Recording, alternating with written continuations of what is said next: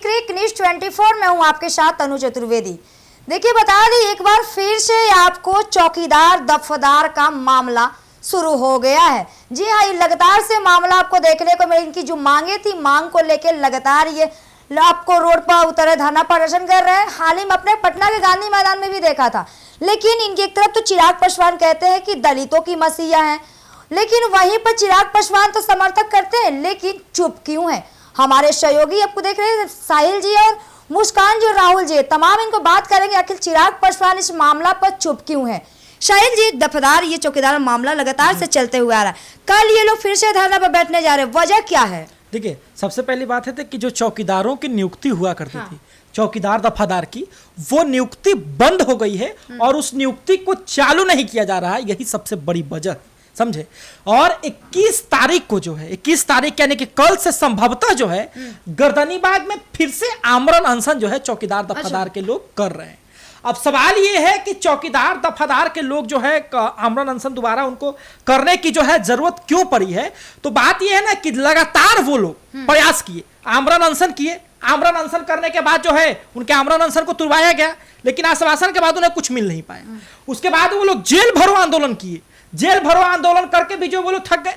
जब भी मौका मिलता है, हजारों की संख्या में जो है चौकीदार दफादार की जो लोग मांग कर रहे हैं ना नियुक्ति की, वो लोग पटना की सड़कों पर उतरते हैं, उतर करके प्रदर्शन करते हैं। अब सवाल ये है कि भाई कौन लोग हैं, है ना। देखिए, जब चौकीदार दफादार की नियुक्ति होती थी तो जो पिछड़ी अति पिछड़ी जातियां जो होती है, जैसे खास करके जो पासवान जाति होती है, पासवान जाति की नियुक्ति चौकीदार दफादार संघ में होता था, समझे। लेकिन इस नियुक्ति को बंद कर दिया गया। अब हवाला यह दिया गया कि कोर्ट ने कहा, हाई कोर्ट ने, कि हमारे इस सैंक्शन को, इस लॉ को जो है ये टच करता है, जिसको हवाला देते हुए कोर्ट ने इसको खारिज कर दिया कि इस प्रकार से नियुक्तियां नहीं हो सकती है। इसी को लेकर के सुप्रीम कोर्ट भी गए। सुप्रीम कोर्ट ने कहा कि हम हाईकोर्ट के इस फैसले पर अडिग हैं, हाईकोर्ट का यह फैसला बदला नहीं जा सकता है। तो सवाल यह है कि जब सुप्रीम कोर्ट और हाईकोर्ट ने रोक लगाया तो क्या बिहार सरकार कुछ कर सकती है? देखिए, बात यह है कि नियमावली बनाकर के अगर फिर से इनकी नियुक्ति शुरू की गई तो नियुक्ति तो शुरू हो जाएगा, लेकिन इस नियमावली को कोई भी तोड़ सकता है। हाईकोर्ट तोड़ दे सकता है, सुप्रीम कोर्ट तोड़ दे सकता है। लेकिन यदि बिहार विधानसभा के पटल से कोई अगर अध्यादेश पास कर दिया जाए कि नहीं, इनको नियुक्ति ऐसे ऐसे नियमावली से जो है होगी, तो अध्यादेश को तोड़ना मुश्किल है। चौकीदार समाज, दफादार समाज के लोगों का कहना है कि हमारा परमानेंट सॉल्यूशन होना चाहिए। ऐसे नहीं कि आपका जो है चुनाव आ रहा है तो अपनी नियमावली बना दिए, नियुक्ति भर्ती शुरू कर दिए और फिर चुनाव के बाद हमारा सुपड़ा साफ कर दिए। इसी को लेकर के जो है वो लोग 21 तारीख से जो है फिर से वो लोग जो है आमरण अनशन करने वाले हैं। चौकीदार दफादार समाज में जो है एक और दिक्कत है कि उसमें पासवान समाज के लोगों का बहुमूल्य वोट जो है पड़ता है। और बिहार में आप समझते हैं ना, बिहार में यदि आपको राजनीति करना है तो आपके पास किसी न किसी एक जाति का कोर वोट बैंक होना चाहिए। तेजस्वी यादव, जिनके पास मुसलमान और यादवों का वोट बैंक बहुत बड़ा था, इसलिए लालू यादव और तेजस्वी यादव बड़े नेता बन पाए। एमवाई समीकरण लेके चला करते थे। कांग्रेस के पास मुसलमानों की पकड़ बहुत अच्छी थी, स्वर्णों का वोट बैंक उनके पास था, कांग्रेस बड़ी पार्टी थी। बीजेपी के पास जब फॉरवर्ड हो गया वोट तो स्वर्णों का वोट बैंक बहुत बड़ी है, तो बिहार में बीजेपी का नाम बहुत बड़ा है। नीतीश कुमार के पास धानु, कोयरी, कुर्मी का वोट बहुत बड़ा है, इसलिए नीतीश कुमार बहुत बड़े नेता है। स्वर्गीय पासवान के पास भी तो पासवानों की है, यही तो दिक्कत है ना। आदरणीय स्वर्गीय केंद्रीय मंत्री श्री रामविलास पासवान जी इसलिए इतने बड़े नेता बन पाए और केंद्र लेवल की राजनीति कर पाए क्योंकि पासवान समाज का वोट बैंक उनके साथ था, और वही वोट बैंक जो है चिराग पासवान के साथ है। लेकिन सवाल यह है कि यदि चौकीदार दफादार के साथ जो है न्याय नहीं हुआ तो सबसे बड़ा नुकसान चिराग पासवान को होगा, समझे। क्योंकि देखिए, चिराग पासवान जो है, Chirag Paswan national democratic alliance यानी कि एनडीए का हिस्सा है। चिराग पासवान की पार्टी ने बिहार में भी समर्थन दिया है। चिराग पासवान की पार्टी केंद्र में भी जो है 5 सांसदों के साथ समर्थन दे रही है और तब जाकर के जो है एनडीए की सरकार चल रही है। चिराग पासवान 100 प्रभावशाली लोगों में से एक हैं। पिछली बार जब रिकॉर्ड दिया गया तो चिराग पासवान शायद 62वें या 63वें नंबर पर आते हैं। 100 इंपैक्टफुल पर्संस और पीपल्स में से एक जो है चिराग पासवान है जी। फिर भी तो चिराग पासवान बिहार में अपना पकड़ नहीं बना पा रहे हैं ना। अगर उनकी जाति सपोर्ट है तो क्यों नहीं बिहार में पकड़ पा रहे हैं? क्योंकि वो अपने जातियों का साथ नहीं रख रहे हैं। ऐसा थोड़ी है, जाति का अगर साथ होता वो कहाँ से कहाँ होते, बिहार के नेक्स्ट सीएम होते हैं। बार बार जनता उन पर सवाल उठा रही है, वो बार बार करके बिहार के सीएम पद के लिए विधानसभा चुनाव लड़ेंगे, वो भी देख लालच में पड़े हुए ना। लेकिन एक बात समझ लीजिए, ठीक है, अब बात समझ लीजिए कि जो उनके पास कोर वोट बैंक है पासवान समाज का, जो कोर वोट बैंक है, यदि चौकीदार दफादार के साथ न्याय नहीं होता है, नियुक्ति फिर से शुरू नहीं होती है, तो सबसे बड़का खामियाजा चिराग पासवान को ही होगा। चिराग पासवान को ही भुगतना पड़ेगा, समझे? सबसे बड़ा खामियाजा चिराग पासवान। बिहार में है कि जीताराम मांझी और चिराग पासवान हर बार अपनी पार्टी में लड़ जा रहे हैं। दोनों की पार्टी पिछड़ी जाति की है, फिर भी आपस में लड़ जा रहे हैं, समर्थन करते हैं, पर उसका रिजल्ट नहीं आ पाता है। पिछले बार भी तो हुआ था, पिछले बार भी गर्दनी बात हुआ था। जीताराम मांझी जी केंद्रीय मंत्री हैं, समझे? केंद्रीय मंत्री है, बार बार परिवारवाद का किसी न किसी के ऊपर आरोप लगाते हैं। मैं एक जर्नलिस्ट हूं, ठीक है, मैं एक पत्रकार की भावना से कहता हूं कि सबसे बड़ा अगर कोई परिवारवादी व्यक्ति है तो वो जीताराम मांझी है। जीताराम मांझी खुद केंद्र में जो है मंत्री है। जीताराम मांझी जो है, कोई भी ऐसा कैबिनेट नहीं है बिहार में जहां पे वो मंत्री नहीं रहे। बिहार में एक बार वो मुख्यमंत्री भी रह चुके हैं। जीताराम मांझी कैबिनेट में मंत्री हैं, समझे? जीताराम मांझी के जो बेटा है सुमन, संतोष सुमन, वो बिहार के कैबिनेट में मंत्री हैं। साथ ही में हिंदुस्तानी आवाम मोर्चा के राष्ट्रीय अध्यक्ष हैं। साथ ही में कि जीताराम मांझी की जो बहू है वो भी जो है विधायक है। जीताराम मांझी की जो समधीन है ना, समधीन, वो भी बाराचट्टी से विधायक है। साथ ही में जीताराम मांझी के जो दामाद है उनको आयोग में जगह दिया गया है। बेटी नगर निगम की सदस्य रह चुकी है। तो पूरा का पूरा कुनबा जो है जीताराम मांझी का, वो परिवारवाद से संलिप्त है। पिछली लोकसभा चुनाव में भी एनडीए ने बड़ा सवाल खड़ा किया था बिहार में कि परिवार जो विवाद है ये आरजेडी और कांग्रेस के द्वारा भी बिहार में किया जा रहा है, पर एनडीए में भी तो है, सभी पार्टियों में, पर लगातार इस पे सवाल खड़ा नहीं होते। यहाँ पर जो है चौकीदार का जो नियुक्ति निकलने वाली थी जो बिहार में बंद हो गई, इस सरकार की गलती ना कि सरकार ऐसा क्यों की। एक और सबसे बड़ी बात है क्या कि तो देखो, जो चौकीदार दफादार की जो नियुक्ति हुआ करती थी उसको कोर्ट ने हवाला दिया कि ये लॉ का, इन्हीं लॉ का जो हवाला दिया था, आप पढ़ सकते हैं उनके फैसले को, कि ये लॉ को वो टच करती है जिसके कारण हम नियुक्ति को बंद कर रहे हैं।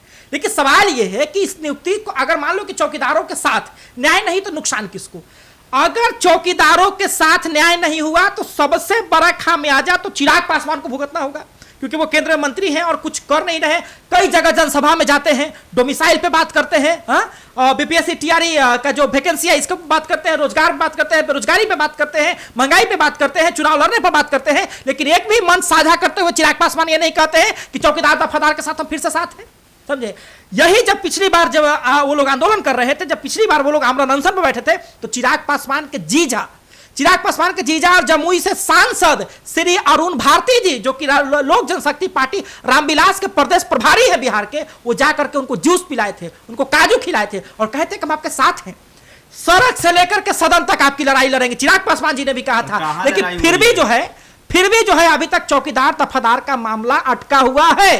कंट्री जो है। लेकिन साहिल जी, कहीं ना कहीं सत्ता में आपको नीतीश कुमार भी अभी है, तो कहीं ना कहीं नीतीश कुमार हो सकता है नहीं चाहते होंगे।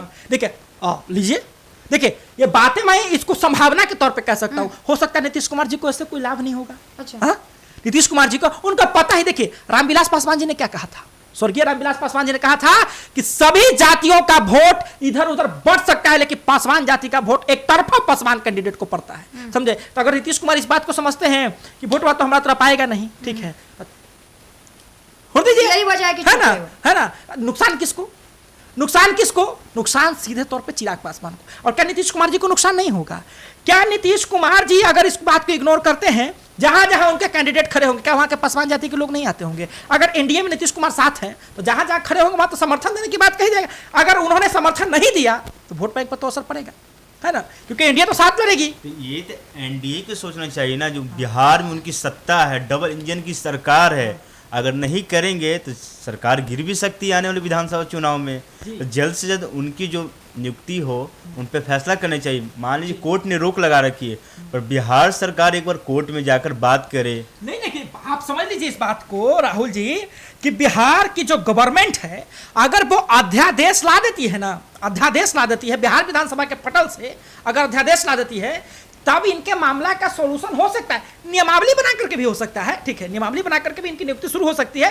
लेकिन नियमावली को भविष्य में कोई भी कोर्ट भी तोड़ सकता है इस नियमावली को। इसलिए उनका कहना है कि अब हमको परमानेंट सॉल्यूशन चाहिए, अध्यादेश पास करके हमको दीजिए। पिछले बार भी तो जब उनका ये हुआ था धरना प्रदर्शन, तो उस पर 8 मोहर का जो बात लगा था उस पर वो पाबंदी, मतलब कि जो मोहर लगा था उस पर लागू भी हुआ था, फिर भी पूर्ण तरीके से लागू नहीं किया गया। पर बिहार में तो ये सिर्फ झूठे वादे किए जा रहे हैं ना, इस पर सरकार और जनता के बीच में एक बड़ा सा ये रोक लगा हुआ है। मुस्कान जी, क्या लग रहा है, बिहार में वादे तो बड़े बड़े कर रहे हैं और चिराग पासवान 243 सीटों पर चुनाव लड़ने की बात कर रहे हैं, और जिस तरीके से ये कल धरना पर फिर से एक बार वो लोग उतर रहे हैं, क्या लग रहा है आमरण अनशन करने जा रहे हैं? ये और कुछ नहीं, सिर्फ वोट के लिए किया जा रहा है। ये जनता को बहलाने फुसलाने के लिए उनसे वादे करेंगे, वो लोग अपना तो साथ उसी में नहीं ना लग है, जाएंगे। मेन है कि चिराग पासवान साथ रह के भी साथ नहीं है। हाँ, क्योंकि चिराग पासवान अच्छे से अपने जो पासवान है उनको सपोर्ट नहीं कर पा रहे हैं, उनके लिए कुछ अच्छा नहीं कर पा रहे वो हैं। सिर्फ हाजीपुर विधानसभा क्षेत्र से ही जीत सकते हैं, बाकी और किसी से नहीं। वो जो भी हो लोकसभा क्षेत्र बस उसी जीत सकते हैं। पूरे बिहार में कई सारे जिला हैं, हर एक जिले में तो हाजीपुर जो लोकसभा सीट है, एक बात समझ लीजिए, एक बात आप समझ लीजिए। एक में जो आपने कहा कि हाजीपुर लोकसभा सीट जो है, वहां के भी कुछ जो पासवान जाती हैं वो भी तो अब चिराग पासवान को नहीं चाहते हैं कि कहीं ना कहीं वो परिवार को चाहते हैं। एक कहावत कही गई थी, एक कहावत बहुत अच्छी से कही गई थी कि हमें तो अपनों ने लूटा, गैरों में कहाँ दम था, समझे, है ना? हमें तो अपनों ने लूटा, गैरों में कहाँ दम था, हमारी कश्ती वहां डूबी जहां पानी कम था। लेकिन अब ये बदल गया है, अब बदल गया है, अब ये हो गया है कि हमें तो अपनों ने लूटा, और इतना लूटा कि गैरों की तो बारी भी नहीं आई लूटने का, समझे? तो यही बात है कि अगर चौकीदार दफादार जो समाज के साथ अगर जो है न्याय नहीं हो रहा है, पासवान समाज के साथ न्याय नहीं हो रहा है, तो कहीं ना कहीं बड़ा जिम्मेदार उन्हीं समाज के जो है बड़े बड़े नेताओं के बारे में कहा जा सकता है। अगर चौकी वफादार की अगर बहाली होती बिहार में, तो बिहार की गर्व की बात है। हर एक गांव सुरक्षा होगी और पुलिस की पहुंच अधिक से अधिक होगी। तो चलिए, ये थे हमारे सहयोगी, जिन्होंने बताया कि कल से फिर बिहार में चौकीदार दफादार की वो लोग धरना प्रदर्शन करने जा रहे हैं। बिहार में जातिवादी जो है कि कभी कम होने के नाम नहीं ले रही है, और चिराग पासवान जो है बिहारी फर्स्ट की नारा लगाते हैं, पासवान होके पासवानों की साथ नहीं दे रहे हैं। लेकिन आने वाले 2000 चुनाव पर क्या इनकी असर पड़ेगी या नहीं, ये तो जनता ही तय करेगी। आपकी क्या प्रतिक्रिया है, कमेंट बॉक्स में जरूर दीजिएगा।